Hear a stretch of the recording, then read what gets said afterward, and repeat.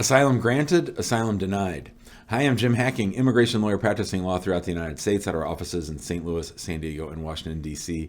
In the past few weeks, we've had two cases that have been pending each about 8 or 9 years, asylum applications that were filed back in 2015, 2016, and they involve two different families. One family is from Pakistan, one family is from Iraq.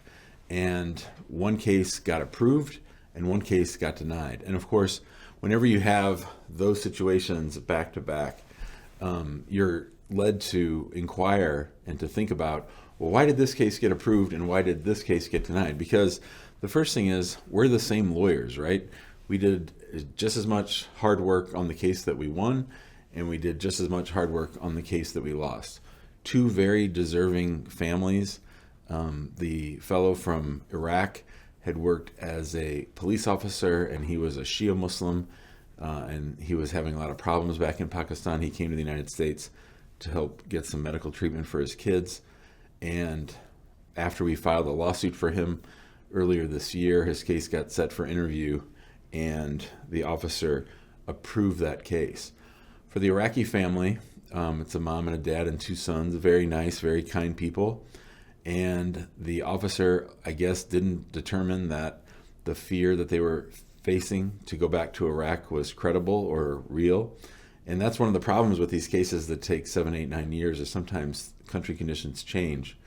And ultimately, this family is going to have to try to defend themselves in immigration court to keep from getting deported to the United States. So I'm meeting with that family a little later on today, and it's definitely a tough conversation to have with people, explaining to them what their limited options are and what the low chances of success are at the immigration court. Most asylum cases that reach the immigration court, where you're raising asylum as a defense, get denied. I think the approval rate ranges from court to court, but generally right now it's about a 35% approval rate. So maybe a 1 in 3 chance. And of course, when you apply for asylum at the asylum office, it's just you and the officer.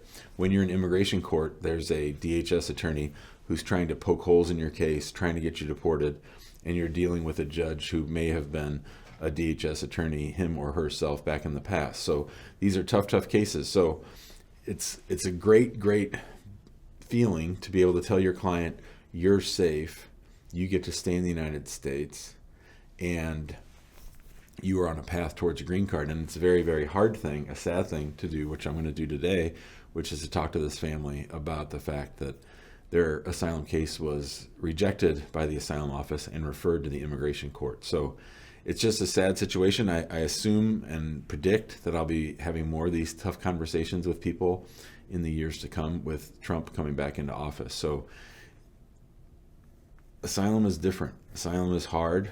Asylum is tricky, and the laws are such that it makes it hard to win. So when you do win, you got to celebrate it, but you also have to feel for your clients who aren't going to get to stay in the United States, or who are going to have to fight like hell in immigration court to get to stay here. So that's all I really want to say about that.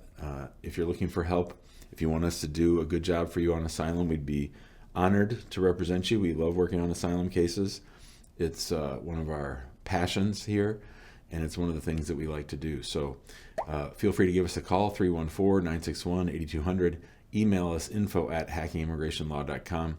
If you're just looking for free resources, we've got a bunch of those. We have our Facebook group, which is called Immigrant Home. We'd love to have you join us there. There's thousands of immigrants going through the immigration process every day and talking about it with their friends. We also have our YouTube channel that you can subscribe to and turn on the alert, so that whenever we make a new video or we go live, you'll get an alert. Speaking of live, I do a live show on YouTube 3 or 4 times a week, which you can join and ask me a question for free. And if you want to get on that, you can text the word show to 314-470-3300. Finally, on TikTok, we're at Immigration Hacking. And the last thing is, we started a new podcast, The Best of the Immigration Answer Show. So look for that on your podcast players. Have a good day, and we'll see you on the next video.